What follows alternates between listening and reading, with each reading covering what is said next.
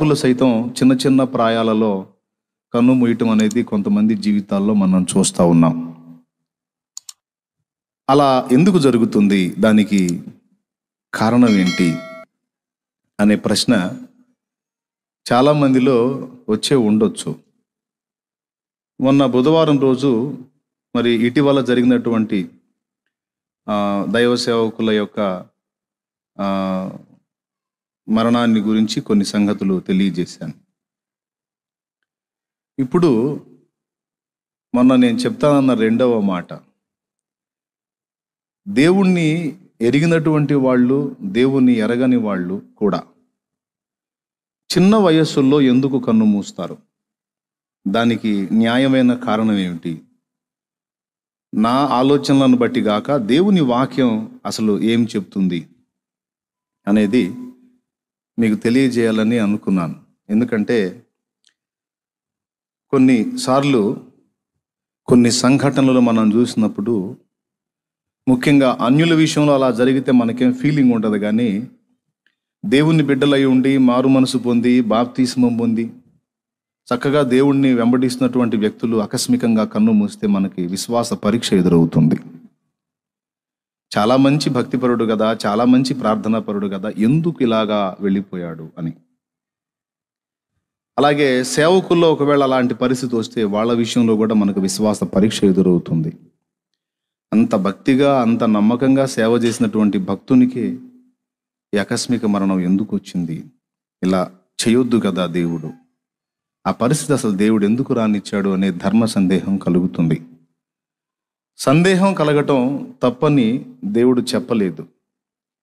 అలాగా అని సందేహం అన్ని విషయాల్లో మంచిది కాదని కూడా దేవుని వాక్యం చెప్తుంది. సందేహపడువాన్ని కోపగించుకోండి అనలేదు, కానీ సందేహపడువాని మీద కనికరము చూపండి అని యూదా పత్రికలో తెలియజేశాడు. సందేహం ఎవరికైనా ఉంటే వాళ్ళ మీద కోపాడకండి, వాళ్ళని కనికరించి వాళ్ళకి ఆ సందేహ నివృత్తి కలిగించండి అని వాక్యం చెప్తుంది. కాబట్టి ఇది కీలకమైన విషయమనే నేను గుర్తించాను. అందరికీ దీని గురించిన అవగాహన కల్పిస్తే ఒకవేళ భవిష్యత్తులో అలాంటి సంభవాలు మన వ్యక్తిగత జీవితాల్లో ఎదురైనా, లేకపోతే మనకు తెలిసిన వాళ్ళ జీవితాల్లో ఎదురైనా మనకి ఇబ్బంది ఉండదు. ఏదో మనకు తెలిసిన కారణాల్లో ఏదో ఒక కారణం అయి ఉండవచ్చులే అని రాజీ పడే అవకాశం ఉంటుంది. లేకపోతే ఆ డౌటు మన విశ్వాసాన్నే వేగు చూసే అవకాశం ఉంది. ఎంతమందికి అర్థమైంది నేను చెప్పిన విషయం?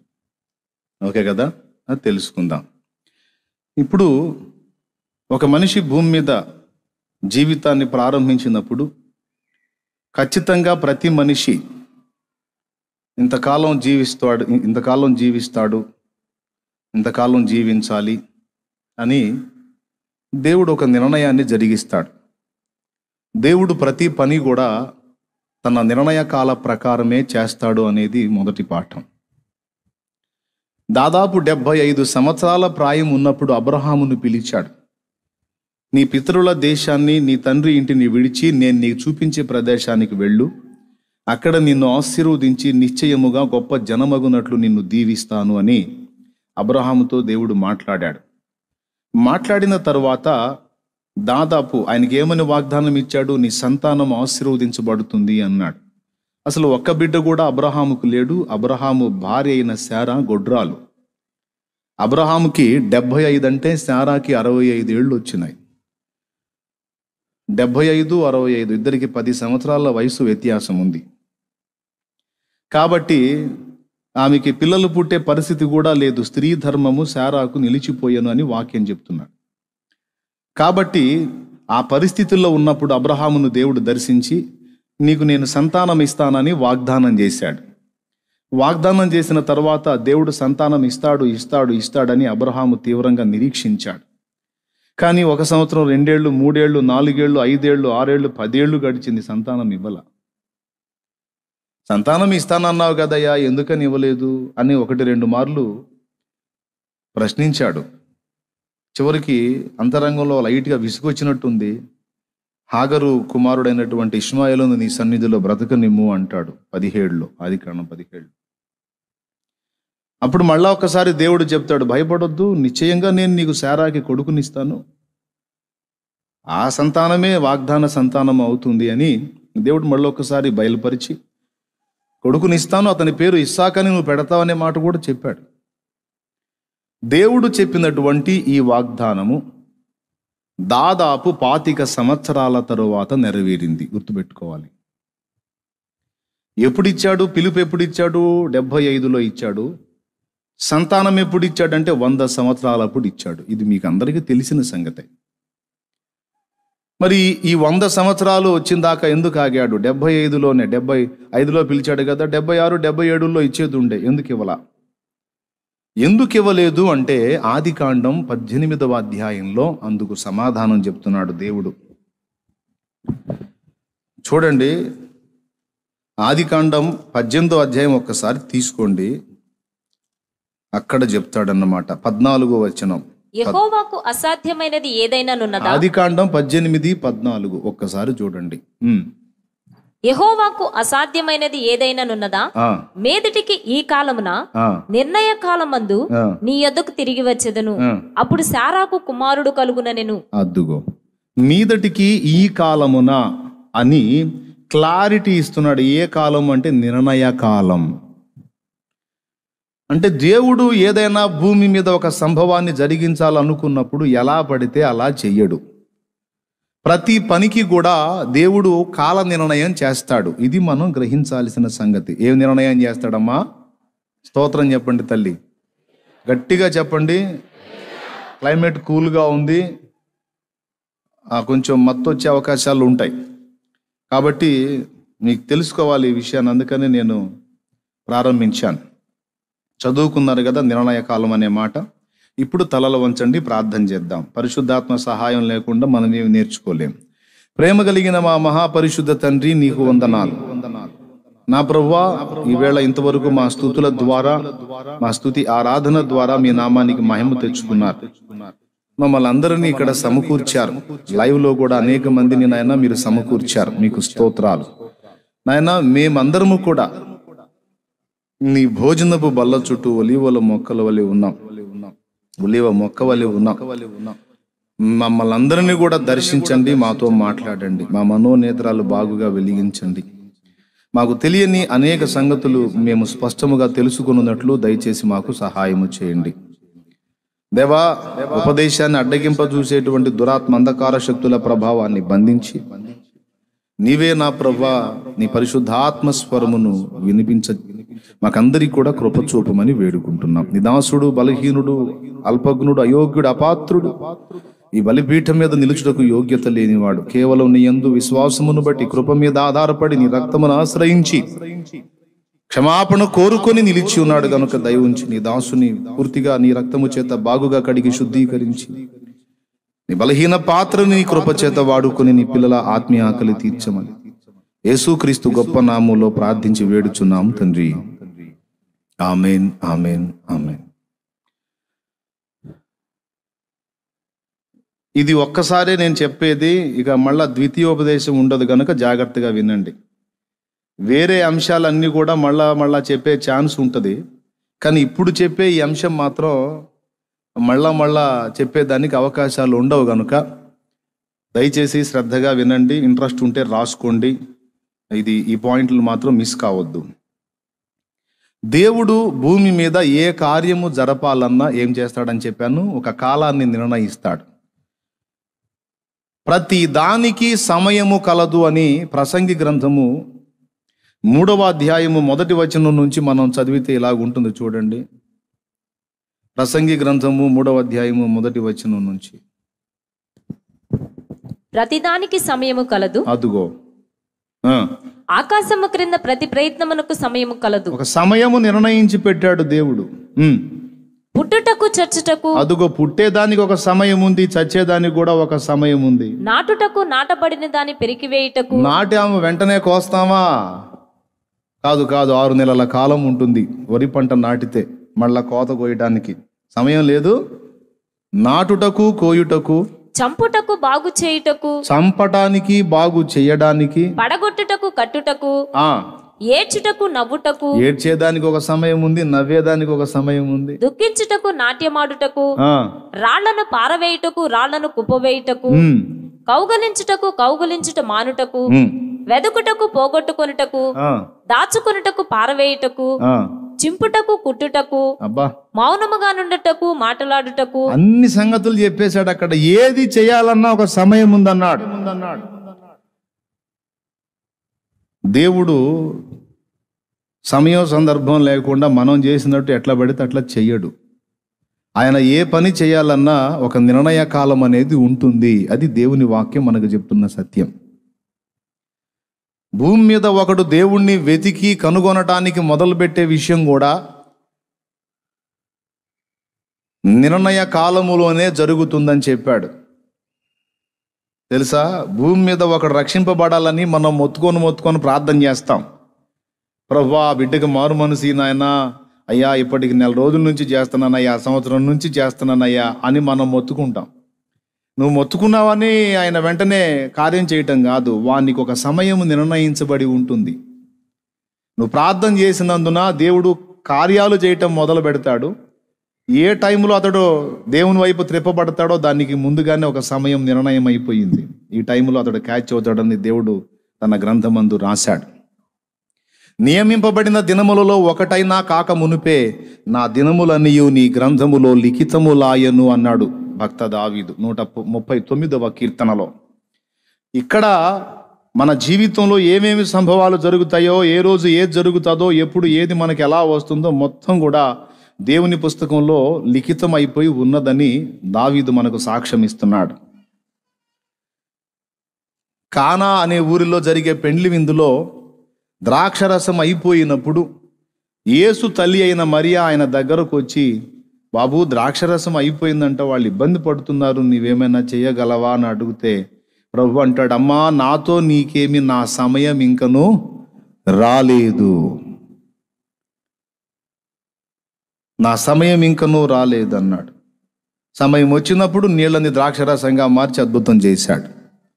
అట్లాగా ఏ కార్యము చేయాలన్నా ఆయన సమయము కాల నిర్ణయ ప్రకారమే ప్రతిదీ చేస్తాడు. ఇది ఫస్ట్ మనం గుర్తుపెట్టుకోవాలి. తమ్ముడా, ఇప్పుడు నువ్వు అప్పుల ఊబిలో పీకల దాకా మునిగిపోయావు. బయటపడటానికి నీకు దారి తెన్ను అర్థం కావటల్లా. ప్రభువుని నమ్మావు, ప్రార్థన చేస్తున్నావు, కానీ నీకు ఆన్సర్ రాలేదు. అయితే దాని గురించి నువ్వు దిగులు పడాల్సిన అవసరం లేదు. నువ్వు చేసిన విజ్ఞాపనలన్నీ ప్రభు చెంత ఉన్నాయి. వాటి నుంచి బయటపడటానికి నీకు ఒక నిర్ణయ కాలాన్ని దేవుడు సిద్ధపరిచాడు. ఆ నిర్ణయ కాలంలో వాటి నుంచి బయటపడటానికి నీకు మార్గాలు తెరవబడతాయి. ఆశ్చర్య రీతిలో వాటన్నిటి నుంచి కూడా నువ్వు విడుదల పొందే అవకాశం ఉంటుంది. అలాగే నీకున్న సంతానం విషయంలో, వాళ్ళ బాధ్యతల విషయంలో నీకు డౌట్స్ ఉంటాయి. నాకు పిల్లలు ఉన్నారు, వాళ్ళు పెద్దవాళ్ళు అయ్యారు, వాళ్ళకి పెళ్ళిళ్ళు కాలేదు, వాళ్ళ పరిస్థితులు ఏంటి, వాళ్ళకి ఉద్యోగాలు రాలేదు, ఏదో కుటుంబ సంబంధంగా ఉన్నప్పుడు ఇట్లాంటివన్నీ మనకు ఉంటాయి. సో దేవుని పిల్లలంగా మనం ఫస్ట్ గుర్తించాల్సింది ఏంటంటే, నీకు దేవుడు పిల్లల్ని ఇచ్చాడు. ఇచ్చిన దేవుడు ఆ పిల్లలకి భవిష్యత్తు కూడా నిర్ణయించే పెట్టాడు. ఎప్పుడు ఎవరికి ఎక్కడ ఎలాగా ఆశీర్వాదకరమైన జీవితాన్ని అనుగ్రహించాలో, ఎవరికి పెళ్లి ఎప్పుడు చేయాలో, ఎవరికి ఎప్పుడు ఉద్యోగం ఇవ్వాలో నువ్వు కాదు, దేవుడే సమస్తము కూడా సమకూర్చి నీ ముందుకు రప్పిస్తాడు. నువ్వు దేవుని వైపు చూడు అంతే. అయితే నువ్వు అనుకున్న టైంలో కాదు, నువ్వు తొందరపడతావు వాళ్ళు అన్న మాటల్ని బట్టి, ఇప్పుడే జరగాలి, రేపే జరగాలి అని. ఆయన అంటాడు, మౌనంగా ఉంటాడు. ఏంటి ప్రభువా నువ్వు చేయవంటే, నీ సమయంలో కాదు, నీకు చెప్పినోడి సమయంలో కాదు, నేను నా సమయంలో కార్యాలు చేస్తాను అంటాడు. ఎందుకని దేవుడు ఆయన సమయంలో కార్యం చేస్తాడు, మనం అడిగిన సమయంలో చేయడంటే, మనం అడిగిన సమయంలో కార్యం చేస్తే ఒక్కింత మేలు ఉంటే, దేవుడు తన సమయంలో పని చేయటం వల్ల ఆ పని ద్వారా 4 మేలు ఉంటుంది. అది విషయం. హల్లెలూయా. కాబట్టి నువ్వు తొందరపడ్డావని దేవుడు తొందరపడ్డాడు, నువ్వేదో హడావుడి చేసావని దేవుడు హడావుడి కాడు. ఇంతవరకు స్పష్టంగా అర్థమైందిగా, డౌట్ లేదుగా. అది అలాగే కొంతమంది చావాలని తొందరపడతారు, అయినా చావరు. కొంతమంది బతకాలని ఆరాట పడతారు, కానీ విచిత్రంగా పోతారు. అదెందుకు జరుగుద్దో ఇదెందుకు జరుగుద్దో అంటే ఇదే ఆన్సర్, ఆయన నిర్ణయ కాలం. 25 ఏళ్ల తర్వాత కొడుకునివ్వడానికి కారణం ఏమిటంటే, దేవుడే చెప్పాడు, మీదటికి ఈ కాలమున అని నేను నిర్ణయించిన కాలం అదే. నీకెప్పుడు కొడుకునివ్వాలి అంటే ఈ కాలంలో ఇవ్వాలి. ఆ కాలంలో వస్తాను, అప్పుడు నీ చేతిలో బిడ్డ ఉంటాడని చెప్పి వెళ్ళాడు. ఖచ్చితంగా ఇస్సాకు పుట్టనే పుట్టాడు. కాబట్టి మన జీవితంలో జరిగే ఏ సంభవాలైనా దేవుని పిల్లలంగా, దేవుని గుర్తిరిగిన వారలంగా మనందరం ఉన్నాం గనుక మనం పరిగెత్తినంత మాత్రాన పొద్దుపోదు. దేవుడు నిర్ణయించినటువంటి కాలం ప్రకారం ప్రొద్దు పొడిచినప్పుడు ప్రొద్దు గుంకేదాన్ని కూడా ఆయన నిర్ణయించిన టైంలోనే ప్రొద్దు గుంకుతుంది. నువ్వు పరిగెత్తి 100 మైళ్ళు పరిగెత్తినంత మాత్రాన స్పీడ్గా సూర్యగోళం ముందుకు వెళ్ళిపోదు. భూభ్రమణం వేగవంతం కాదు. నువ్వు పరిగెత్తావు వేగంగా, అంతే. భూగోళం వేగంగా పరిగెత్తదు, దాని టైం ప్రకారం అది తిరిగిద్ది. ఏమంటారు? మనం పరిగెత్తామని గడియారంలో ముళ్ళు పరిగెత్తిద్దా? పరిగెత్తదు కదా. కాబట్టి దేవుడు నిర్ణయించినటువంటి సమయాల్లో ఆ కార్యాలన్నీ కూడా విజయవంతంగా జరుగుతాయి. కాబట్టి ఒకవేళ నువ్వు అనుకున్న ప్రయత్నాలు విఫలమై జరగట్లేదు అనే నిరాశ నీకు వస్తే ఈ వాస్తవిక సత్యాన్ని బట్టి ధైర్యం తెచ్చుకోమని చెప్తున్నాను దేవుని ఆత్మ మూలంగా. ఎంతమందికి విశ్వాసం ఉంది బాబు? కార్యం చేస్తాడా దేవుడు? ఎప్పుడు చేస్తాడు? నీ సమయంలోనా ఆయన సమయంలోనా? నీ సమయంలో చేస్తే, ఆయన సమయంలో చేస్తే 4 ఇంతల ప్రయోజనం. కనుక దేవుని సమయానికి నువ్వు అప్పగించుకో, అప్పుడు ఎంత మేలో నీకే అర్థమవుతుంది. ఇక ఈ విషయాన్ని పక్కన పెడదాం. ఇక మీకు ఎందును గూర్చి దిగులున్నా దయచేసి ఆ దిగులు తీసేసుకోండి, కొంచెం ఓదార్పు పొందండి, ఆదరించబడండి. నా జీవితము, నా పిల్లల జీవితము, నా టోటల్ అంతా కూడా దేవుని వశానికి అప్పగించుకున్నాను. ఇక ఏదైనా ఆ ప్రభు చిత్త ప్రకారం ఆయన సమయంలో జరగని. నాకైతే ఒకటి నమ్మకం ఉంది, నాకైతే ఆయన అన్యాయం చేయడు, నా బిడ్డలకు కూడా అన్యాయం చేయడు. అందరికీ న్యాయం చేసే నా దేవుడు నాకు తోడై ఉన్నాడు. నేనైతే ఆయన రెక్కల నీడలో భద్రంగా ఉంటాను, అంతే చాలు. ఇక సంగతులన్నీ ఆయనే చూసుకుంటాడు అని ఎవరు ఆయన మీద ఆనుకున్నారో వారు ఎంత ధన్యులో. వారు నిజమైన మనశ్శాంతిని, నిజమైన ఆదరణని, నిజమైన ప్రశాంతతని పొందగలుగుతారు.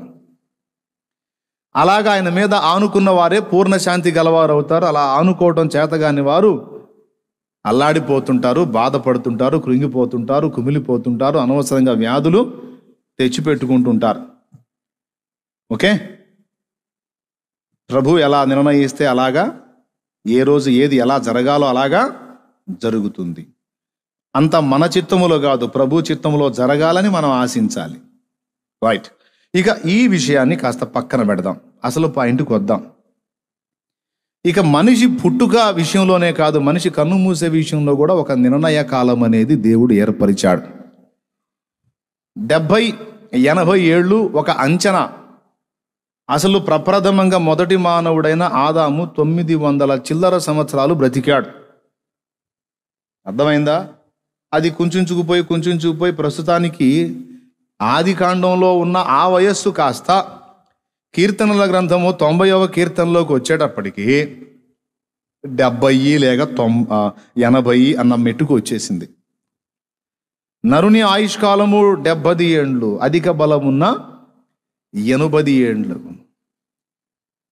మరి ఆదాం బతికిన బతుకు, మెతూషెల అందరికంటే ఎక్కువ కాలం బతికాడు.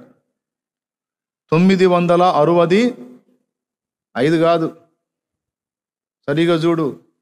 మెతూషెల 900 అందరికంటే కూడా ఎక్కువ కాలం బ్రతికినట్లు మెతూషెల కనపడతాడు. 9 అది సంఖ్య 969.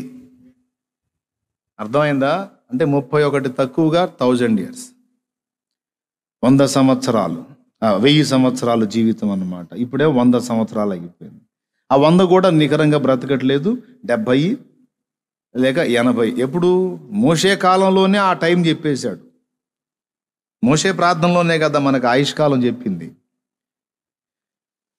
అయితే అందరికీ అదే కాలం ఉంటుందా? అందరికీ అదే కాలం ఉంటుందా అంటే అది చెప్పలేం. ఏ మనుషునికి ఏ సమయం నిర్ణయించబడిందో అది ఆయన వశంలో ఉంది, కానీ మన వశంలో లేదు. అందుకే భక్త దావీదు అడిగాడు, నా దినముల పరిమాణము ఎంతైనది నాకు తెలుపుము. అదే నేను మొన్న పాడింది, తెలుపుము నా అంతము నాకు తెలుపుము నాయువు ఎంతో, తెలుపుము నా అంతము నాకు, తెలుపుము నాయువు ఎంతో, తెలుపుమో ఎంతల్పుడనో, తెలుపుమో ఎంతల్పుడనో, విరిగి నలిగియున్నాను నేను, విరిగి నలిగియున్నాను, విరిగి నలిగియున్నాను నేను, విరిగి నలిగియున్నాను. పరవాసిని నే జగమున ప్రభువ, పరవాసిని నే జగమున ప్రభువ, నడచుచున్నాను నా దారిన్, నా గురి నీవెన ప్రభువ, నా గురి నీవెన ప్రభువ, నీ దరినే చేరితిని నేను, నీ దరినే చేరితిని, నీ దరినే చేరితిని నేను, నీ దరినే చేరితిని. పరవాసిని నే జగమున ప్రభువ, పరవాసిని నే జగమున ప్రభువా. దేవునికి స్తోత్రం. చాలా బాగుంటుంది ఈ పాట, కానీ సమాధి కార్యక్రమంలోనే పాడతారు, చచ్చిపోయినప్పుడే పాడతారు. పెట్టి తీసుకొని పెట్టి పరవాసిని నే జగ అని మొదలు పెడతారు. సమాధి పెట్టప్పుడే పాడటం కాదు, విడిగా కూడా ఈ పాటలు పాడాలి. అప్పుడు వాస్తవం మనకు ఎప్పుడు కూడా మైండ్లో ఉంటుంది. Praise the lord. నేను విడిగా కూడా పాడుకుంటా, మోకాళ్ళలోని ప్రార్థన చేసేటప్పుడు కూడా పాడుకుంటా. దావీదు భక్తుడు ప్రార్థించాడు, నేను ఏదో అనుకుంటున్నాను గొప్పవాడినని, నేను ఎంత అల్పుండో నాకు తెలియలేదయ్యా, నాకు తెలియజెప్పమన్నాడు. దేవుడు చెప్పేశాడు, ఏముంది బాబు ఆవిర్లాంటోడివి అని. కొంతసేపు కనబడి అంతలో మాయమైపోయే ఆవిర్లాంటోడివి బాబు, అడవి పువ్వు లాంటోడివి, పొద్దున పూసి సాయంత్రం వాడిపోయినటువంటి పుష్పం లాంటోడివి బాబు అని దేవుడు సాక్ష్యం ఇస్తాడు. తెలుపుము నా ఆయువు నాకు, తెలుపుము తెలుపుము నా అంతము నాకు. ఎందుకంటే అందరి అంతము ఎవరి చేతుల్లో ఉంది? పెద్ద ఆయన చేతుల్లో ఉంది, దేవుని చేతుల్లో ఉంది, ప్రభువు చేతుల్లో ఉంది. కొంతమందిని బైబిల్లో చెప్పిన ఆ వయస్సు కంటే కూడా ఎక్కువ బ్రతికించి ఉంచాడు. ఇప్పటికే 70-80 ఏళ్ళు కాదు, 90 ఏళ్ళు ఉన్నోళ్ళు ఉన్నారు, 100 ఏళ్ళు ఉన్నోళ్ళు ఉన్నారు. మన సిరియా నుంచి సోదరి ఫోన్ చేసింది, 110 సంవత్సరాలు దాటిపోయినాయట, 110 ఏళ్ళ పైన. 130 అంటున్నారు కానీ నమ్మశక్యంగా లేదు నాకు. నేను అంటున్నా ఒక 110 దాటి ఉంటాయి అనుకుంటున్నా. మొన్న ఒక 105 సంవత్సరాల ముసలమ్మ ఫోటో ఒకటి వేశారు. 105 ఏళ్ళు అట్లా బ్రతికినోళ్ళు కూడా ఉన్నారు. దేవుడు ఇందులో చెప్పిన ఆయు పరిమాణానికి మించి బతికినోళ్ళు ఉన్నారు, అందులో చెప్పిన ఆయు ప్రమాణానికి తక్కువ బతికినోళ్ళు కూడా ఉన్నారు. కరెక్ట్గా ఆ పరిధిలో 70-80 ఏళ్ల పరిధిలో వెళ్ళిపోయిన వాళ్ళు కూడా ఉన్నారు. ప్రభువుకు స్తోత్రం. ఇది ఎందుకు జరుగుతుంది ఇలాగా అనేది ఒక ప్రశ్న. ఇప్పుడు భక్తుల విషయం తీసుకుందాం. భక్తుల విషయం, దేవుడు ఒక వ్యక్తిని మారు మనసులోకి నడిపించి, బాప్తిస్మంలోకి నడిపించి, పరిశుద్ధాత్మను అనుగ్రహించి, ఆ వ్యక్తి ద్వారా ఆయన చేయాలనుకున్న పనులు, మొట్టమొదటిగా ఆ వ్యక్తిలో దేవుడు జరిగించాలనుకున్న పని. మన ద్వారా జరగాల్సిన పని రెండవది, దానికంటే ముందు మనలో జరగాల్సిన పని మొదటిది. ఒక పక్క మనలోనే పని జరిగిస్తూ, రెండో ప్రక్క మన ద్వారా కొంత పని దేవుడు జరిగిస్తూ ఉంటాడు. సోదరులారా, బాగా అర్థం చేసుకోండి. మనల్ని మారు మనసులోనికి నడిపించి రక్షణలోనికి నడిపించిన తర్వాత దేవుడు ఒక పక్క మనల్ని చెక్కుతూ మనల్ని నిర్మిస్తూ, మరో పక్క మన ద్వారా ఇతరులను కూడా చెక్కుతూ నిర్మించేటట్లు దేవుడు క్రియ చేస్తాడు. ఇప్పుడు మనలో జరగాల్సినటువంటి పని సంపూర్తి అయ్యి, మన ద్వారా జరగాల్సినటువంటి పని సంపూర్తి అయినప్పుడు ఇక ఎందుకు మనం ఇక్కడ? మళ్ళీ చెప్తున్నా, మన ద్వారా ఎంత పని జరిగించాలనుకున్నాడో అంత పని మన ద్వారా జరిగింది. తరువాత మనలో ఏ కొలతను ఆయన ఆశించి పని చేయటం మొదలు పెట్టాడో అదంతా రూపుదిద్దుకుంది. రూపుదిద్దుకున్న తరువాత ఇక ఒక్క రోజు కూడా ఇక్కడ ఉంచడు. ఉదాహరణకి ఒక శిల్పి ఒక బండ శిలను తీసుకొని శిల్పంలాగా చెక్కటం మొదలుపెట్టాడు. కాళ్ళు, చేతులు, ముక్కు, కళ్ళు, నోరు, పెదవులు అన్నీ చెక్కాడు. తల వెంట్రుకలు అంత బాడీ షేప్ అంతా కంప్లీట్గా నిర్మాణం అయింది. ఫినిషింగ్ టచ్ కూడా అయిపోయింది. మొత్తానికి ఫినిషింగ్ చేసేసాడు టోటల్గా. పనంతా కంప్లీట్ అయిపోయిన తర్వాత దాని మీద ఒక్క దెబ్బైనా మళ్ళా కొడతాడా? కొడితే ఏమవుతుంది? వెర్రి పని అవుతుంది. పనంతా కంప్లీట్ అయిపోయిన తర్వాత కూడా తనని ఆ శిల్పాన్ని ఆ కొండల్లో బండల్లోనే ఉంచుతాడా? నో, అది ఎక్కడికి చేరాలో అక్కడికి చేర్చుకుంటాడు. అది ఎక్కడికి పంపాలో అక్కడికి పంపేస్తాడు. దేవునికి స్తోత్రం చెప్పండి గట్టిగా. కాబట్టి దేవుడు భూమి మీద మనుషులను నిర్మిస్తున్నాడు ప్రియులారా. ఒక పక్క మనల్ని నిర్మిస్తూనే మన ద్వారా ఇతరులను కూడా నిర్మింప చేస్తున్నాడు దేవుడు. నేను ఇంతవరకు చెక్కబడ్డాను అంటే పరిశుద్ధాత్మ కొంతమంది భక్తుల్ని వాడుకొని నన్ను ఈ షేపుకు చెక్కాడు. మీరు కొద్దో గొప్ప చెక్కబడ్డారు అంటే ఏదో నన్ను వాడుకొని కొంతమేర మిమ్మల్ని కూడా ఆయన చెక్కాడు. భక్తుల్లో కొంత పని చేస్తూ వాళ్ళ పని వాళ్ళలో జరిగిస్తూనే వారి ద్వారా కూడా దేవుడు కొన్ని పనులు చేసి నాబోటి వాళ్ళని రక్షించాడు. నాలో మళ్ళా ఆయన వర్క్ చేస్తూ నా ద్వారా కొంతమందిని రక్షణలోనికి నడిపించాడు. ఒక పక్క నాలో కూడా వర్క్ జరుగుతుంది. నేను ఇప్పుడు ఇంకా సంపూర్ణ శిల్పం కాలా. ఒక పక్క నన్ను కూడా చెక్కుతానే నిర్మిస్తానే ఉన్నాడు. నాకు అవగాహన కల్పించినంత వరకు అవతల వాళ్ళని రెడీ చేసుకుంటున్నాడు. ఎంతమందికి అర్థమైంది? ప్రతి భక్తుని విషయంలోనూ అదే జరుగుతుంది. అన్ని విధాలా నేను చెక్కబడ్డాను, క్రీస్తు యేసునకు కలిగిన సంపూర్ణతకు సమానమైన సంపూర్ణత నాకు వచ్చేసింది అని చెప్పజాలిన భక్తులు ఎంతమంది ఉన్నారు? యేసు ప్రభు యొక్క పరిపూర్ణత నేను కూడా స్వతంత్రించుకున్నాను, ఆ మెట్టుకు వచ్చేసాను నేను అని చెప్పగలిగిన భక్తులు బహు తక్కువ మంది ఉంటారు. పౌలు అన్నాడు, నేను క్రీస్తును పోలి నడుచుకొనుచున్న ప్రకారం మీరు నన్ను పోలి నడుచుకొనుడి అని. ఏ లోపం లేకుండా అన్ని విషయాల్లో యేసు క్రీస్తు ప్రభు వలె నడుచుకోవడానికి నేను శ్రద్ధ కలిగి ఉన్నాను అని ఒక పక్క ఆయన దేవుని చేత సిద్ధపరచబడుతూ ఆయన మళ్ళా కొంతమందిని రెడీ చేశాడు. సోదరి, నీలో కూడా తమ్ముడు అయ్యే జరగాలి. నీలో పని జరుగుతూ ఉంది ఆల్రెడీ దేవుని పని. తర్వాత నీ ద్వారా ఇతరులలో కూడా దేవుని పని చేయించుకుంటాడు నిన్ను వాడుకొని. నీ ద్వారా జరగాల్సిన పని, నీలో జరగాల్సిన పని సంపూర్తి అయినప్పుడు ఇక ఎందుకు నువ్వు భూమి మీద? ఒక్క రోజు కూడా ఉంచడు. డేవిడ్ బ్రైనార్డ్ అనేటువంటి దైవజనుని జీవితం దాదాపు 29 సంవత్సరాల్లో ముగిసిపోయింది.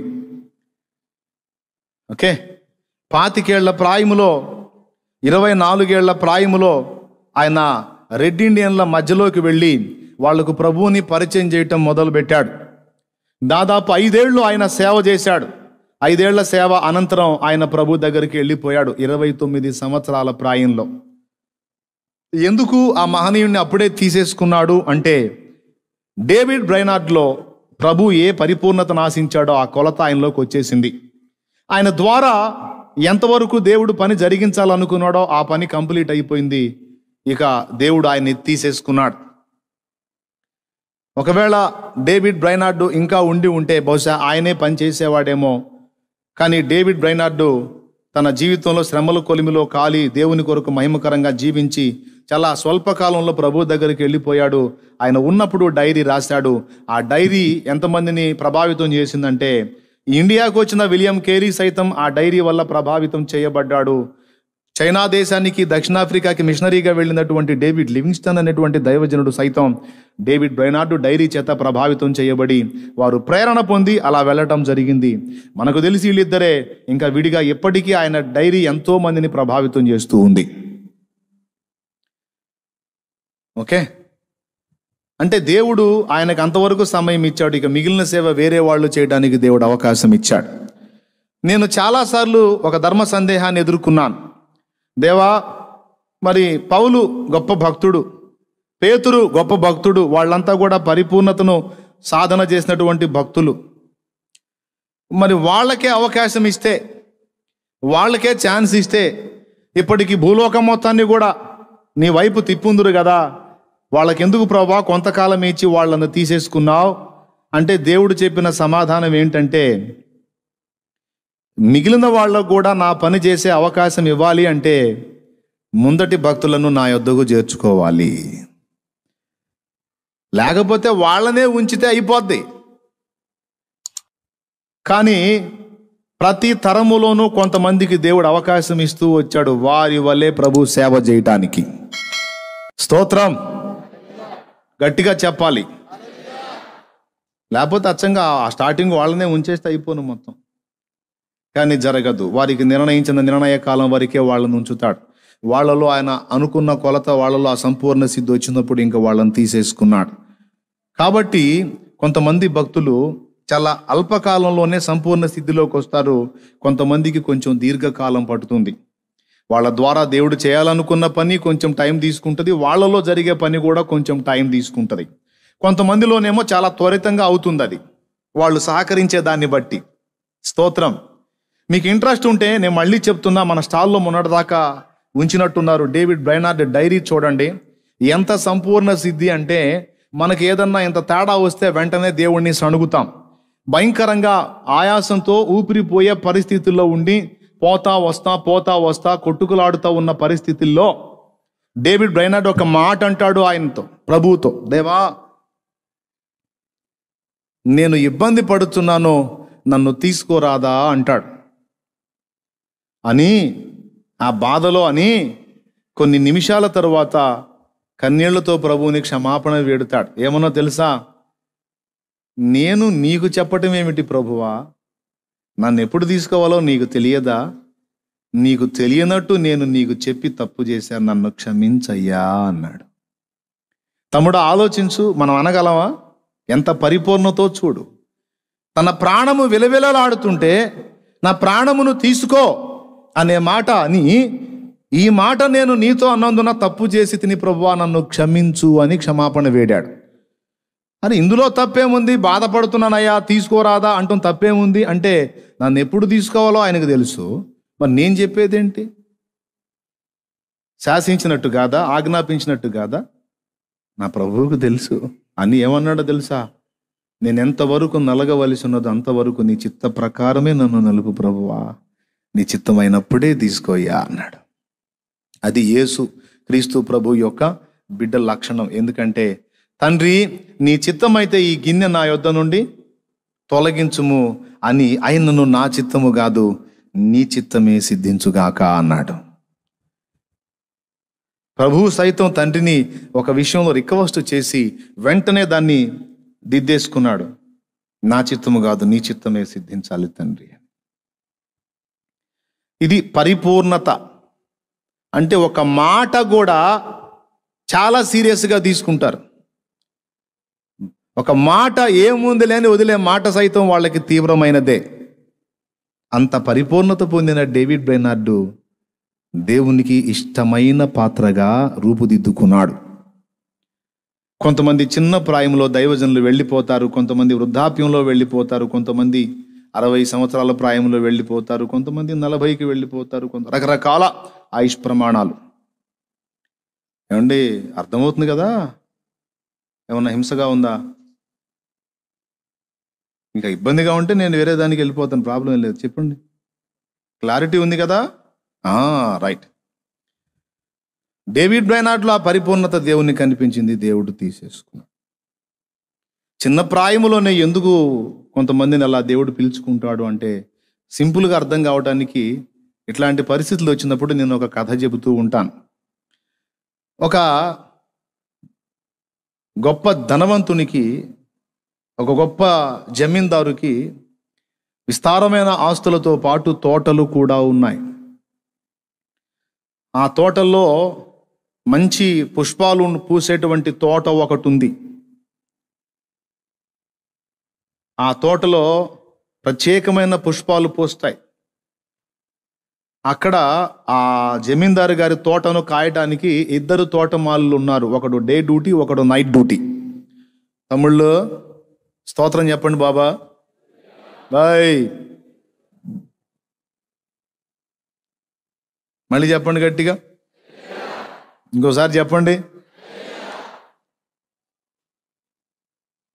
ఏం చెప్తున్నాను? డే డ్యూటీ ఒకడు, నైట్ డ్యూటీ ఒకడు, ఇద్దరు. వాళ్ళల్లో ఒక వ్యక్తికి నైట్ డ్యూటీలో ఉండేటువంటి వ్యక్తికి ఒక చెట్టు దగ్గర ఒక ప్రత్యేకమైన పుష్పం పూసే చెట్టు ఉంది. ఆ చెట్టుకు పూసేటువంటి ఒక పుష్పం ఉంది. అది చాలా ఇష్టం, అతనికి బాగా నచ్చింది. ఆ పుష్పాన్ని చూసి రోజు దానికి చెట్టుకు ప్రత్యేకంగా నీళ్లు పోసేవాడు.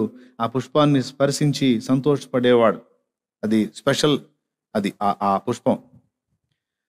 ఆ నైట్ డ్యూటీ అయిపోయి డే టైం ఇంటికి వెళ్ళేటప్పుడు డే డ్యూటీలో ఉండేవాడికి చెప్తాడు, జాగ్రత్త, ఆ పుష్పం జాగ్రత్తగా కాపాడు అని చెప్పి వెళ్ళేవాడు. ఒకరోజు తన డ్యూటీ టైంకి నైట్ డ్యూటీకి వచ్చాడు. వచ్చి ఫస్ట్ డ్యూటీ ఎక్కగానే ముందు ఆ చెట్టు దగ్గరికి వెళ్ళి ఆ పుష్పాన్ని చూసి మిగిలిన వాటి దగ్గరికి వెళ్ళిపోతాడు. ఆ రోజు డ్యూటీ ఎక్కాడు, అక్కడికి వెళ్ళాడు, ఆ పుష్పాన్ని చూశాడు, అది లేదు, అక్కడ లేదు. వెంటనే ఆ డే డ్యూటీలో ఉండే వాని దగ్గరికి వెళ్ళాడు, పగల్ డ్యూటీలో ఉండే వాని దగ్గరికి వెళ్ళి, నీకు బుద్ధి లేదా? నీకు ఎన్నిసార్లు చెప్పానో దాన్ని జాగ్రత్తగా చూడమని, ఎందుకని అది తెంపబడింది, నువ్వేం చేస్తున్నావు, నువ్వు సరిగా కాపలాగా ఆయటం లేదు అని కోపగించుకుంటాడు. కోపగించుకున్నప్పుడు ఈ రెండవ వ్యక్తి తోటమాలి అంటాడు, ఎందుకంత కోపగించుకుంటున్నావు అంటే, మరి అది ఎవరు తెంపకెళ్ళకుండా జాగ్రత్తగా కాపాడమన్నాను కదా, దాన్ని ఎందుకు అశ్రద్ధ చేశావంటే, దాన్ని తెంపకెళ్లాల్సిన వాళ్ళు తెంపికెళ్ళారు అన్నాడు. ఎవరు తెంపారు అని కోపంగా అడిగాడు. అప్పుడు ఇతను చెప్పాడు, దాని యజమానుడు అని. నువ్వు తోటమాలివేరా బాబు, నేను తోటమాలినే. తోట యజమానుడు జమీందారుగా, నీళ్లు పోసేంత వరకే నీ పని. తోట ఆయనది, అందులో ప్రతి మొక్క ఆయనది, దానికి పూసే ప్రతి పుష్పము ఆయనది.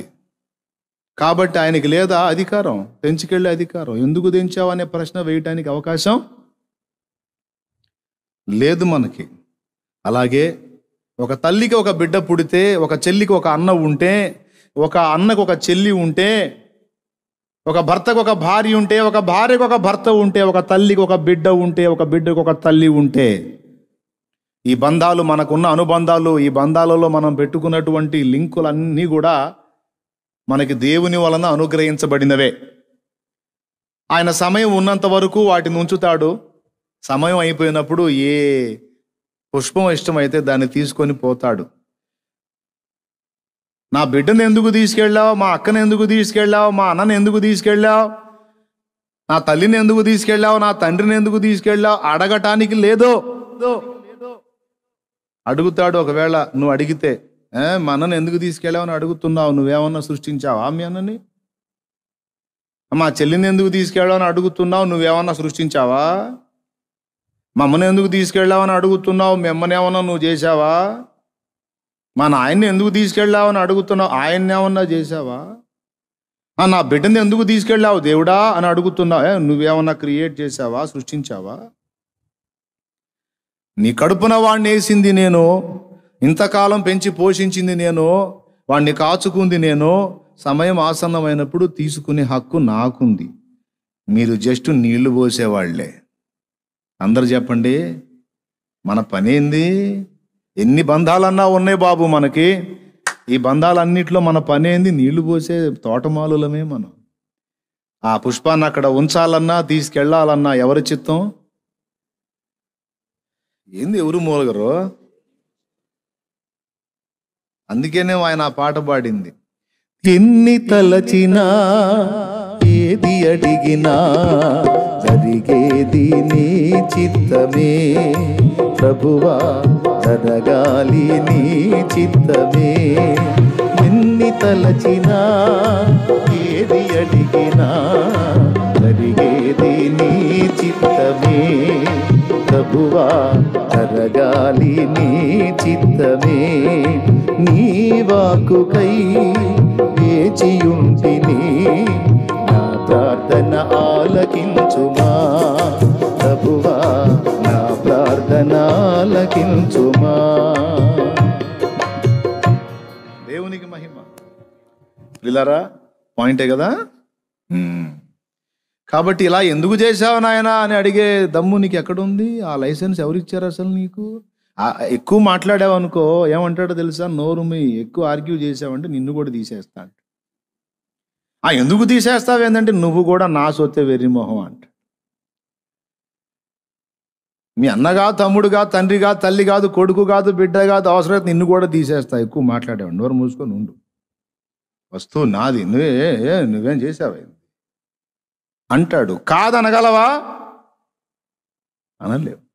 కాబట్టి భక్తి పరులైన వారు తీసుకొని పోబడుతున్నారు అంటే ఆ పుష్పం యజమానుడికి నచ్చింది, ఇక చాలు, ఇక వచ్చేసేమని తెంచుకొని వెళ్ళిపోయాడు. ఇక వేరే ఆర్గ్యుమెంట్ లేదంతే. ఎందుకిలా అనే పాట ఒకటి ఈ కారణం చేతనే పాడుకున్నారట. దేవునికి మహిమ. కాబట్టి ఏ విధంగా కూడా మనం ఆయనను ప్రశ్నించేదానికి లేదు. ఇది భక్తుల విషయంలో చెప్తున్నా. భక్తులైన వారు తీసుకొని పోబడుచున్నారు. ఇక ఈ సంగతి పక్కన పెడితే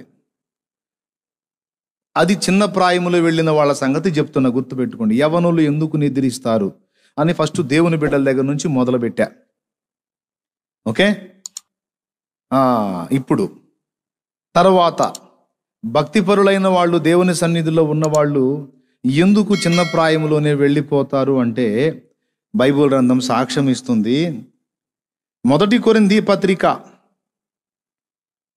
5వ అధ్యాయము 1వ వచనం నుంచి చూస్తే, యేసు ప్రభు నమ్ముకున్నాడు, మారు మనసు పొందాడు, బాప్తిస్మం పొందాడు, సంఘ సభ్యుడుగా ఉన్నాడు. సంఘంలోకి వచ్చేమో భక్తుల్లా కనపడుతున్నాడు, ఇంటికి వెళ్ళేమో భయంకరమైన పాపం చేస్తున్నాడు.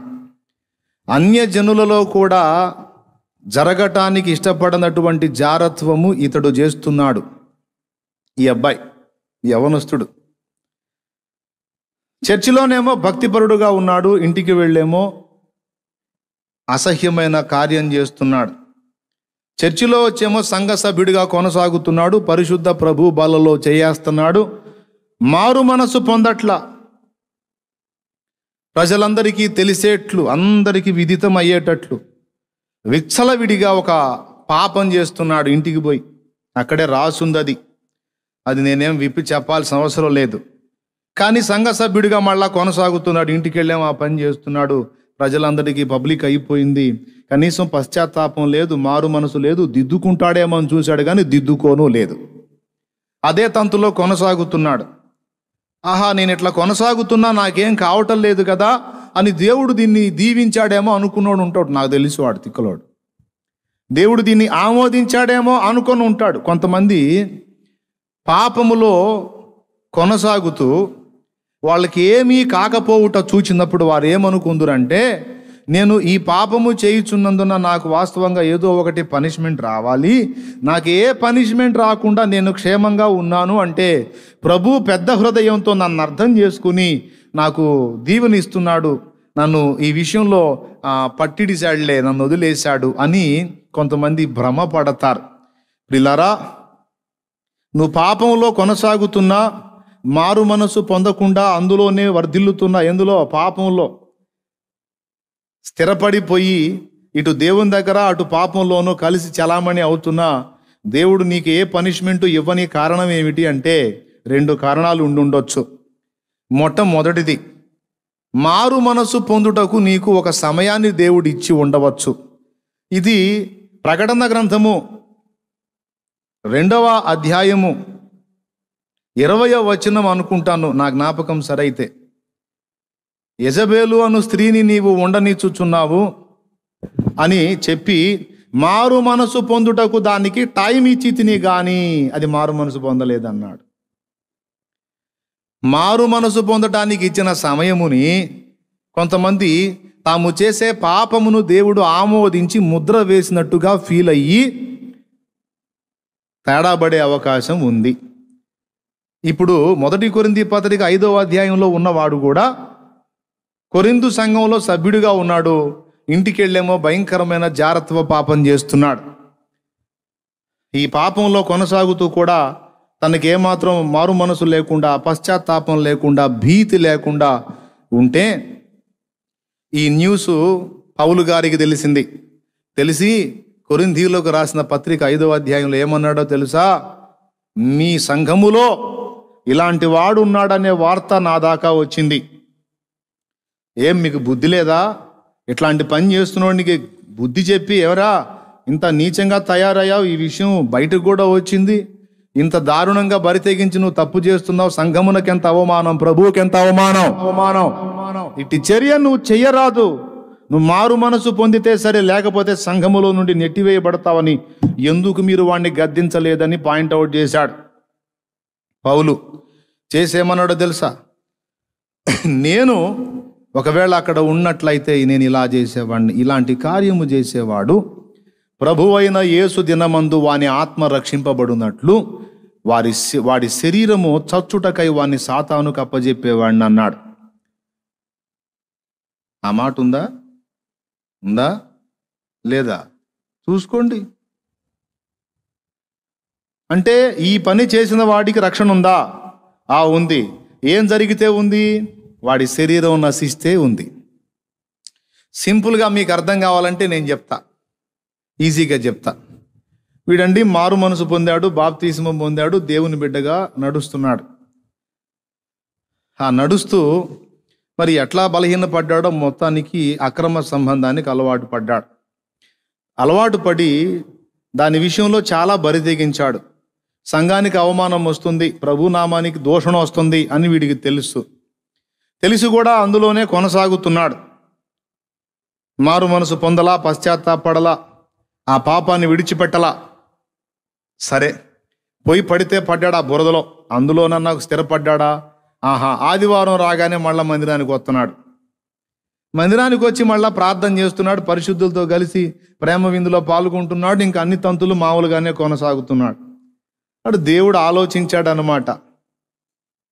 ఆలోచిస్తున్నాడు ఏమని అంటే, వీడటు పాపంలోనూ స్థిరపడట్లా, పోనీ దాన్ని వదిలిపెట్టి నాలోనూ స్థిరపడట్లా.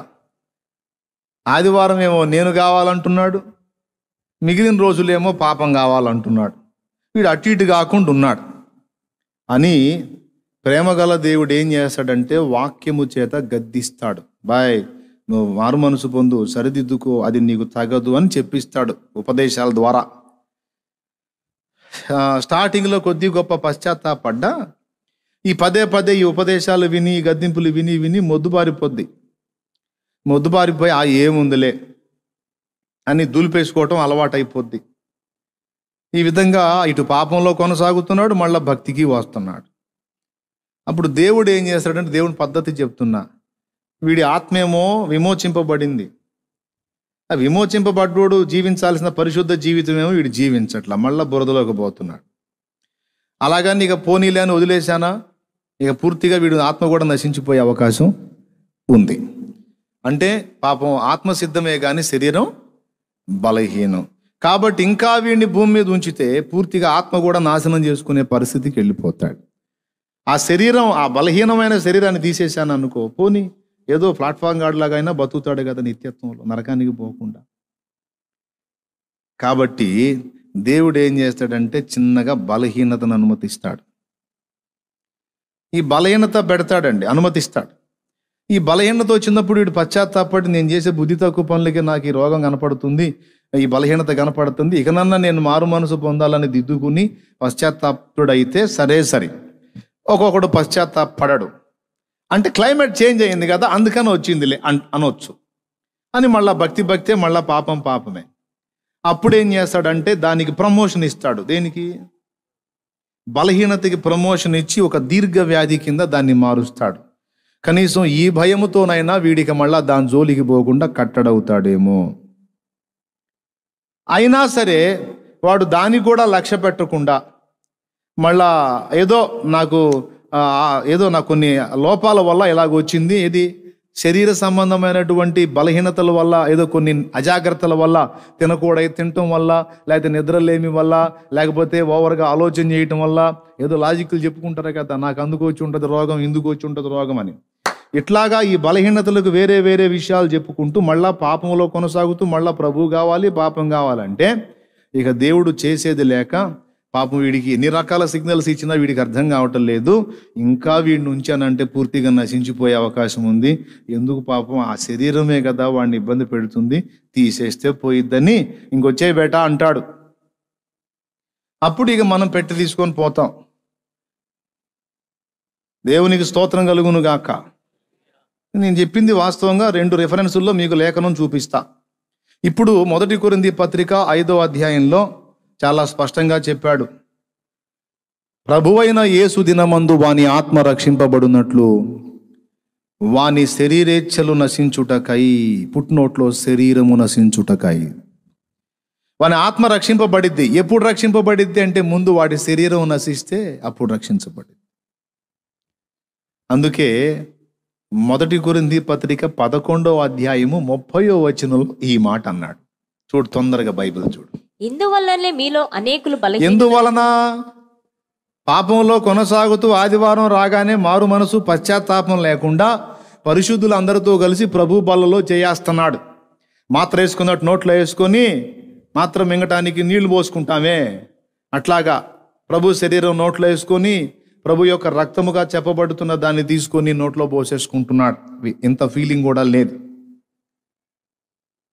కాబట్టి అయోగ్యముగా ప్రభు యొక్క శరీరమును ఎవడు తినునో, అయోగ్యముగా ఆయన రక్తమును ఎవడు త్రాగునో అతడు ప్రభు యొక్క శరీరమును గూర్చి రక్తమును గూర్చి అపరాధియగును.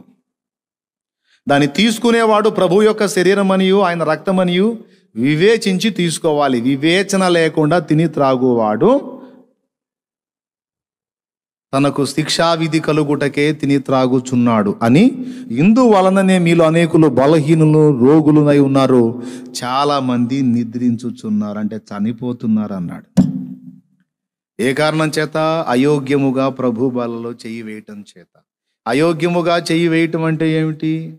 బల్లకు యోగ్యులంగా ఎప్పుడు మారుతామంటే 2 కారణాలు మనలో జరిగినప్పుడు. మొదటిది, మనం మారు మనసు పొంది బాప్తిస్మం పొందుట ద్వారా మొదటి అర్హత పొందుతాం.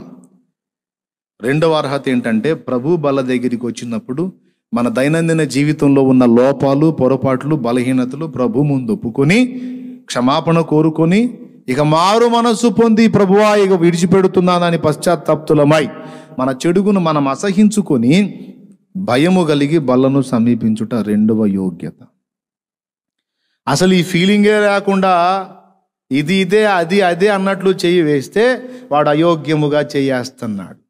తమ్ముడు, అర్థమైందా? కాబట్టి ఏమవుతున్నాడు? ఇందువలననే మీలో అనేకులు బలహీనులు రోగులై ఉన్నారు చాలామంది. ఎందుకు? శరీరమును అధిగమించలేకపోతున్న కారణం చేత ఇక శరీరం నశించాల్సిన పరిస్థితి ఏర్పడుతుంది. కాబట్టి ఇక్కడ చిన్న పెద్ద వయో పరిమితి లేదు ప్రియులారా. ముసలోళ్ళకి మాత్రమే ఇది వర్తించటం కాదు. అయోగ్యముగా ప్రభు యొక్క బలలో చెయ్యి వేయుట ద్వారా, వివేచన లేకుండా తిని త్రాగుట ద్వారా, ఒక పక్క సంఘములో దేవుని బిడ్డగా కొనసాగుతూ పరిశుద్ధుల ప్రేమ విందులో కొనసాగుతూనే మరో పక్క భయంకరంగా దేవ వ్యతిరేకమైన క్రియలు చేసి అతడు తేడా మార్గంలో ప్రయాణం చేస్తున్న కారణం చేత యవన ప్రాయం అయినప్పటికీ నీ కూడా ఆకస్మిక మరణం పొందే అవకాశం ఉంది. ఇప్పుడు యవనులు ఎందుకు కన్ను మూస్తారన్న పాయింట్స్లో మొట్టమొదటిది, ఆ వ్యక్తి ద్వారా దేవుడు చేయాలనుకున్న పని సంపూర్తి అయినప్పుడు, ఆ వ్యక్తిలో ప్రభు అనుకున్న కార్యం సంపూర్తి అయినప్పుడు దేవుడు ఆ వ్యక్తిని తీసేసుకునే అవకాశం ఉంది అని ఒక రీజన్ చెప్పాను. ఏమయ్యా, ఆ లైవ్లో ఉన్నోళ్ళు చెప్పండి, మీకు అర్థమవుతుందా? ఇక్కడ ఉన్నోళ్ళకి ఓకే, అర్థమైన వాళ్ళు చేతులు ఎత్తండి, సంతోషం. 2వ రీజన్ ఏం చెప్పాను? దేవుని బిడ్డలై ఉండి యవన ప్రాయంలో ఎందుకు కన్ను మూస్తారు అంటే ఇది కారణం. ఏది కారణం? అయోగ్యముగా ప్రభు బల్లను సమీపించుట. అందుకే ప్రభు బల్ల కార్యక్రమం చాలా సీరియస్గా చేయాలి, మేజర్గా చేయాలి, దానికి స్పెషల్ ప్రయారిటీ ఇవ్వాలి. అది కూడా నేను జాగ్రత్త చెప్తా ఉంటాను. భద్రం, అయోగ్యంగా చేయి వేయకండి, ఒప్పుకోండి, మారు మనసు పొందండి, చెడుగును విడిచిపెట్టండి. పశ్చాత్తప్తులే బలను సమీపించండి. అలాగ నువ్వు అది తీసుకున్నట్లయితే నీకు అది ఆశీర్వాద కారణం అవుతుంది, నిత్య జీవానికి కారణం అవుతుంది. ప్రభు చిత్తం అయితే నీకు ఆల్రెడీ ఉన్న బలహీనతలో కూడా స్వస్థత వచ్చే అవకాశాలు కూడా ఉన్నాయి. ఒక శరీరంలో లేని రోగాన్ని పుట్టించగలిగిన శక్తి ఉన్న ప్రభు శరీర రక్తాలకు ఆల్రెడీ నువ్వు యోగ్యుడివై ఉంటే ఉన్న రోగాన్ని తీసేసే శక్తి ఉండదా? ఆమె ఆయన చెంగును ముట్టిన మాత్రము బాగుపడదు అనుకుని ముట్టిన తర్వాత ఏమయ్యాను? బాగుపడెను. 12 సంవత్సరాల జబ్బు తగ్గిపోయాను. కాబట్టి యోగ్యముగా చెయ్యి వేసి ప్రభు ఎదుట జాగ్రత్తగా నడుచుకున్న వాడికి ఉన్న రోగాలు కూడా తీసేసే శక్తి అందులో ఉంది. అయోగ్యముగా ఏ భయం లేకుండా నిర్భీతిగా నిర్భయంగా చెయ్యి వేసి ఇష్టారాజ్యంగా జీవించే వ్యక్తిని దెబ్బతీసే శక్తి కూడా దానిలో ఉంది. ఈ కారణం చేత యవనులు ఎఫెక్ట్ అయ్యే అవకాశం ఉంది. 2. 3, కొన్నిసార్లు కొంతమంది మరణాలు మనం అనుకుంటాం ఇలా ఎందుకు జరిగింది అని, కానీ వాటి వెనక ఊహించని విషయాలు కొన్ని దాచబడి ఉంటాయి. ఉదాహరణకి ఇది ఇంకొక టైప్ అన్నమాట. యవనులు చనిపోవటం వెనక 3వ కారణం చెప్తున్నాను, వినండి. ఇది నా లైఫ్లో జరిగింది. మా సోదరి, అంతకుముందు నేను బహు విగ్రహారాధికుడుగా ఉన్నాను. చాలా వరకు ఒక హైందవ సంప్రదాయములో ఎంత నిష్ఠాగరిష్టతతో భక్తి చేస్తారో ఆ రేంజ్లో అట్టడుగు స్థాయి వరకు చేశాను. ఏ మాత్రం కూడా నేను యేసు వైపు తిరిగే అవకాశం లేదు. కానీ దాదాపు 27 సంవత్సరాల వయస్సులోనే నా సోదరి కన్ను మూయటం అనేది జరిగింది. ఆమె మరణం 2002వ సంవత్సరం నాకు తీరని విషాదాన్ని మిగిల్చిన మాట ఎంత వాస్తవమో, 2002వ సంవత్సరం నా చరిత్ర మొత్తంలో మరచిపోలేని సంవత్సరంగా మారింది కూడా అంతే వాస్తవం. నాకెంతో ఇష్టమైన నా అక్కను కోల్పోయిన మాట నిజమే, అంతకంటే శ్రేష్టమైన జీవము గల దేవుణ్ణి పొందుకున్న మాట కూడా నిజమే. ఇప్పుడు 2002 నాకు ప్లస్సా మైనస్సా? ఒకసారి ఆలోచించండి.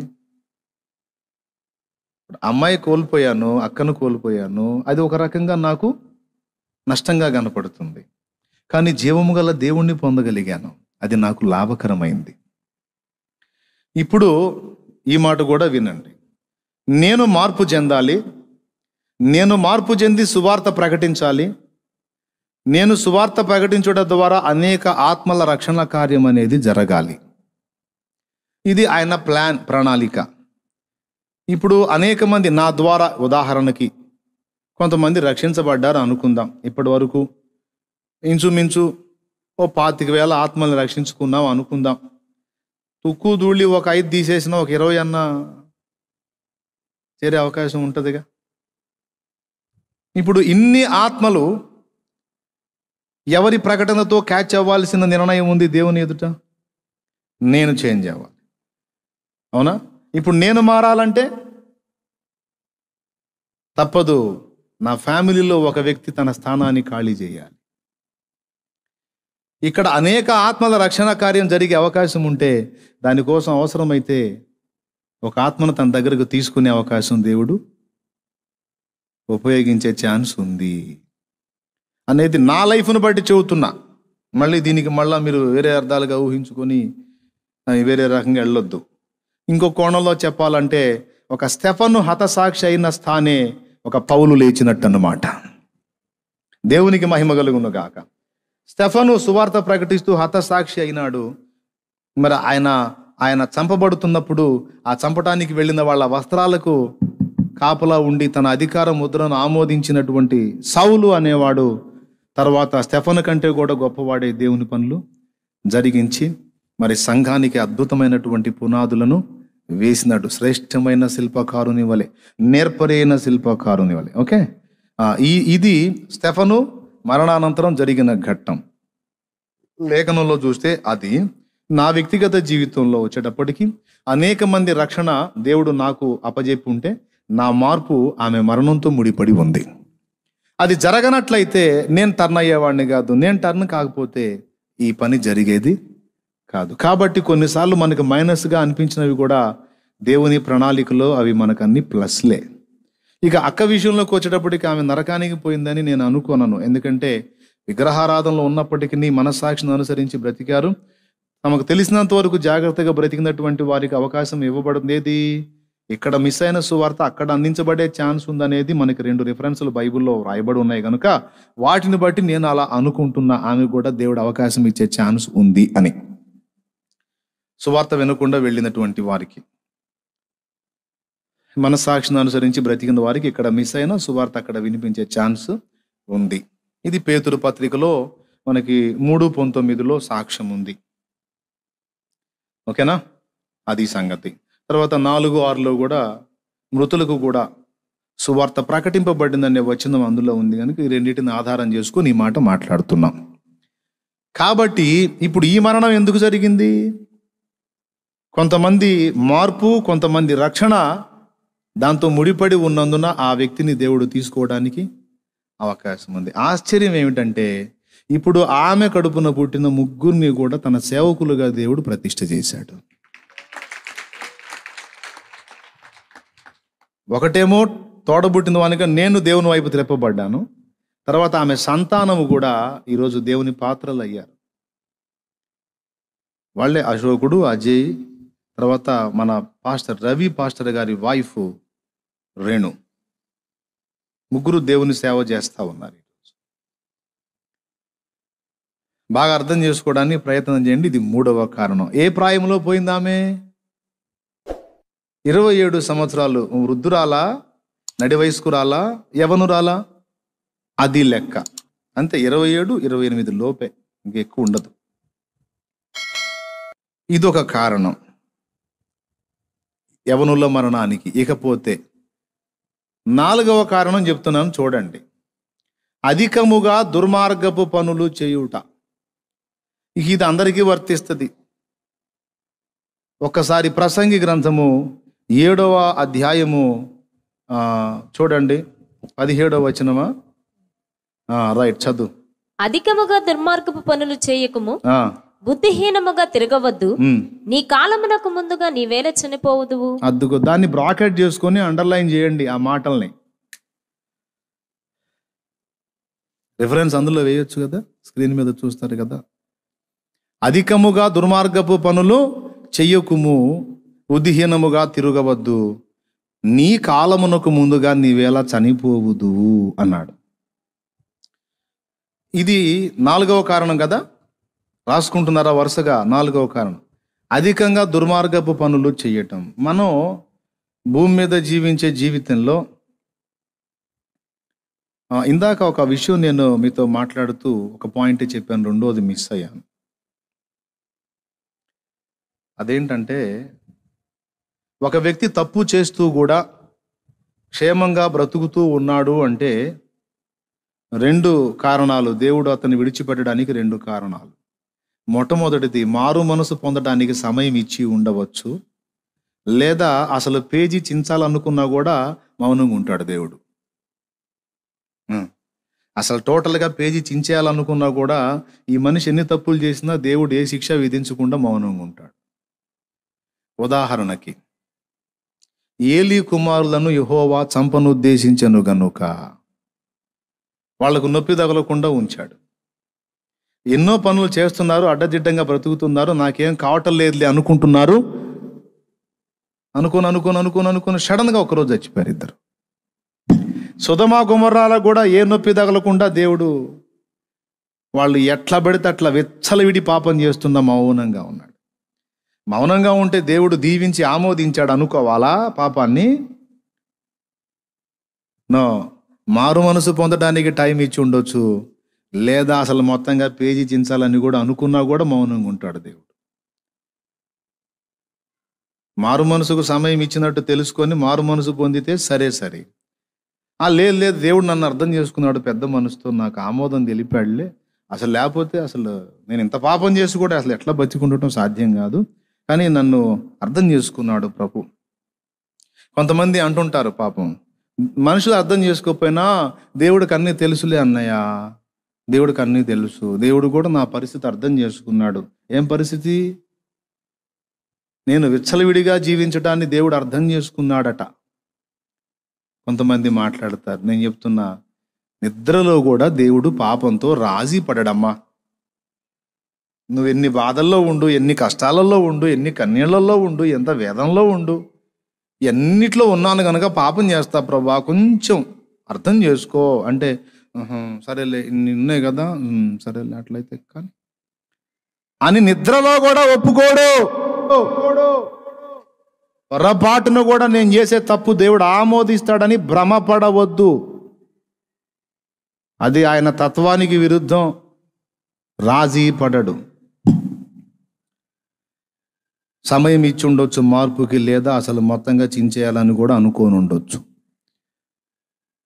ఇది కంప్లీట్గా. కాబట్టి తప్పు చేస్తున్నా మనం క్షేమంగా ఉన్నామంటే దేవుడు ఆమోదించి సంతకం పెట్టాడని ఫీల్ అవ్వద్దు. అందరికీ చెప్తున్నా, లైవ్లో వాళ్ళకు కూడా చెప్తున్నా. ఓకేనా?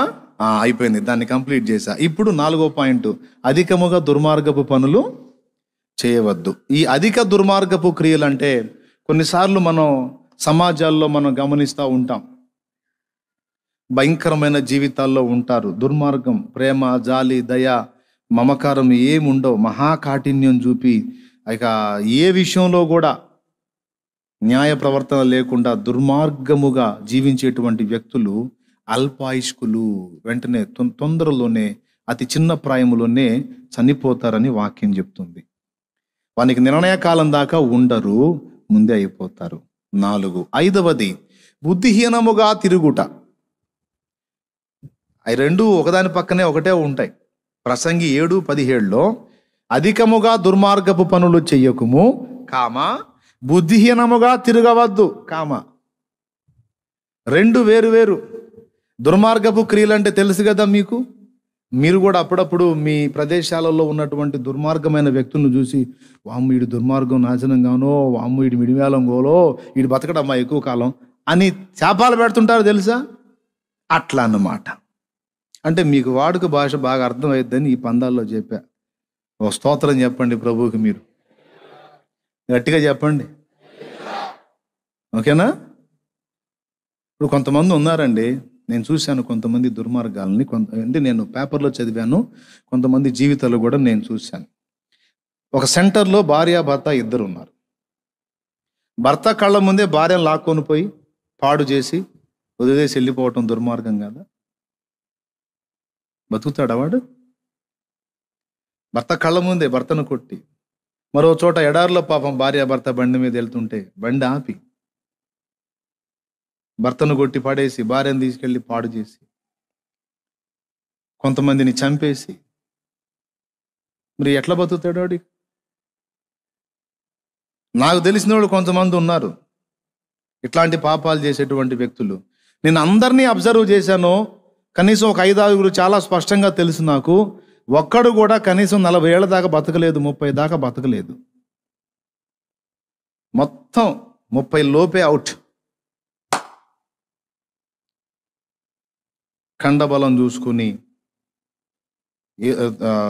ఎదురు లేదు నాకు అని అలాగా స్త్రీలను పాడు చేసి, కన్నా తండ్రి ముందే తండ్రిని కొట్టి బిడ్డను లాక్కొని పోయి పాడు చేసి, దుర్మార్గపు పనులు. ధనం కొరకు అతి కిరాతకంగా హత్యలు చేసి లేదా ఈ పరిస్థితుల్లో ఉన్న వాళ్ళందరూ కూడా ఎట్టి పరిస్థితుల్లో దీర్ఘకాలం బ్రతకరు, మధ్యలో చనిపోతారని దేవుని వాక్యం చెప్తుంది. అధికముగా దుర్మార్గపు పనులు చేయవద్దు. అంటే కొంచెంగా చేయమనే. అసలు దుర్మార్గం అనేది మొదలు పెడితే సర్వనాశనమే. కాబట్టి దుర్మార్గపు క్రియలు మంచిది కాదు. 5వది బుద్ధిహీనముగా తిరుగుట. అంటే అది కూడా చెప్తా. ఇప్పుడు ఒకడేం చేశాడంటే, బైక్ మీద ఒకడిని నిలబెట్టారు. నిలబెడితే వాడు ఇలాగా పైకి జంప్ చేసి పల్టీ కొట్టి వెనక్కి నిలబడాలని. అది వీడియో కూడా వచ్చింది, అందరికి తెలుసు. పాపం ఇలా తిరగబట్టడానికి బైక్ వెనక నిలబడి అలాగా పైకి జంప్ చేశాడు, కానీ పూర్తిగా పల్టీ వేయలేకపోయాడు. ఇలాగ తల్లకిందులుగా ఈ మెడ పోయి, ఈ తల్లకిందులుగా పోయి అలాగ నేలకి గుద్దుకుంది, మెడ విరిగిపోయింది. అంతే.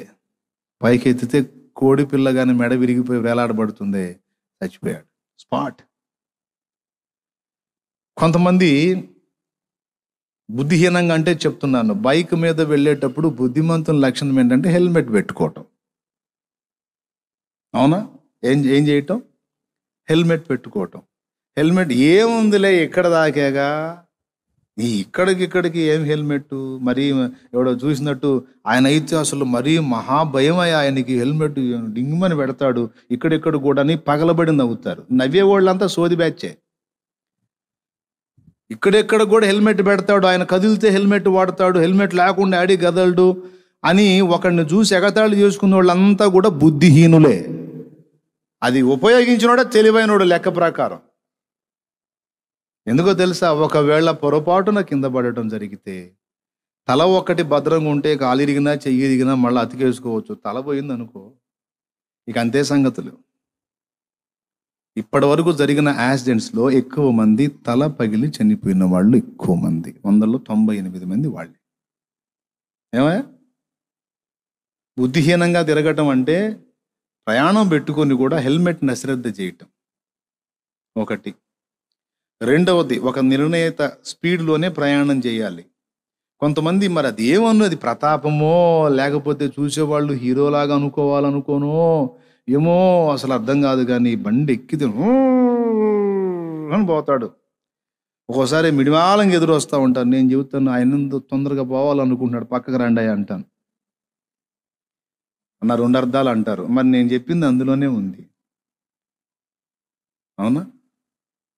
దీని మీద ఒక హాస్యం ఉంది మన క్రైస్తవ గీతాలలో. ఇంత స్పీడ్లో పోతే ఈ పాట, ఇంత స్పీడ్లో పోతే ఈ పాట, ఇంత స్పీడ్లో పోతే ఈ పాట అని నవ్వు పుట్టించే మాట, కానీ చాలా మంచి విషయం అది. 40 కిలోమీటర్ల స్పీడ్లో పోతే యెహోవాయే నా కాపరిగా నాకు ఏమీ, అది పాట. అట్లా కాకుండా 40 నుంచి 60లో ఈ పాట, ఇక 60 నుంచి 80లో నేను వెళ్ళే మార్గము నా యేసుకే తెలియును. సడన్గా బ్రేక్ వేయాలండి, 80 మీద వేస్తాడా? ఇంకా కొంతమంది మిడివేలంగా 100. ఇక 100 మీద పోయేవాడి పాట ఏంటంటే, ఉన్నా పాటున వచ్చుచున్నాను నీ పాద సన్ని. పాట మారిపోయింది. అంటే 100 మీద 120 మీద వెళ్ళాలనుకున్నవాడు పాట ఏంటంటే చాలా స్పీడ్గా ఉన్నట్టుగానే వచ్చేస్తున్నాను ప్రభు.